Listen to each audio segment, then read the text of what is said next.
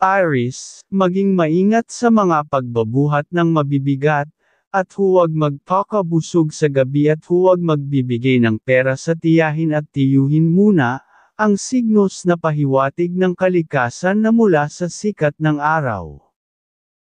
Taurus, dapat kang maging maunawain sa mga usapang pamilya, dahil kung maiinis ka kagad ay pwede kang makakuha ng negatibong enerhiya sa pera,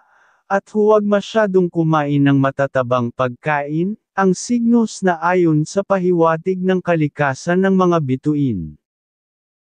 Gemini, maging mahaba dapat ang iyong pasensya ngayong araw, sa mga nakikita sa kapitbahay o sa tahanan, para hindi ka mabigyan ng kamalasan sa mga dapat na gagawin, ang signos na ayon sa pahiwatig ng kalikasan na mula sa mga bituin.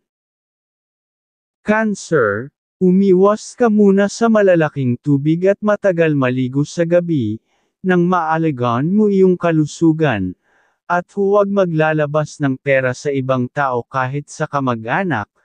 ngayong araw nang makaiwas sa biglaang gastusan, ang signos na ayon sa pahiwatig ng kalikasan ng mga bituin. Leo, umiwas ka muna makisama sa mga kaibigan at sa mga usapan tungkol sa pag-ibig, dahil gastos at pwedeng tukso ng pagmamahalan at huwag ka muna iinom mag-alak sa gabi, ang signos na ayon sa pahiwatig ng kalikasan na mula sa mga bituin. Virgo, maging maingat ka sa lansangan lalo kung ikaw ay nag-iisa, dapat kang maging alerto sa paglalakad sa gabi, at umiwas ka sa mga discussion dahil pwede kang mabigyan ng kamalasan, ang signos na ayon sa pahiwatig ng kalikasan na mula sa liwanag ng buwan.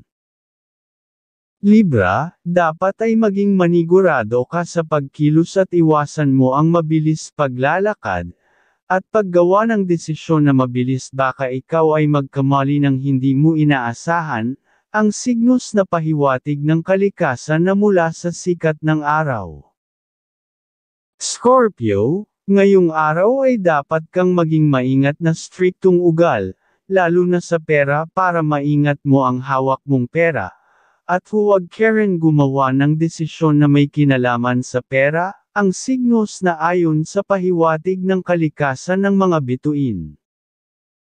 Sagittarius, maging strikto ka sa mga dapat gagawin ngayong araw, nang hindi ka malapitan ng mga taong mahilig gumawa ng kalokohan, at huwag ka muna gagawa ng desisyon sa paglabas ng pera, ang signos na ayon sa pahiwatig ng kalikasan na mula sa liwanag ng buwan.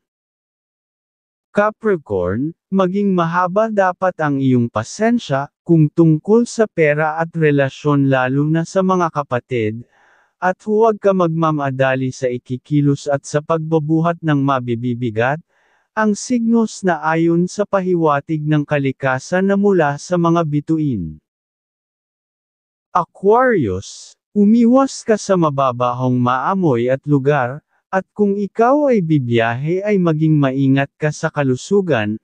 kaya magbaon ka ng gamot sa sakit ng tiyan at ulo, at huwag masyadong iinom ng madaming malamig na tubig, ang signos na ayon sa pahiwatig ng kalikasan ng mga bituin. Pisces, maging alerto ka sa mga sesekayan sa lansangan at maging alerto sa pagtawid, at huwag ka muna makisama sa mga kaibigan, para makaiwas ka sa alak at gastos, ang signos na ayon sa kalikasan na mula sa sikat ng araw.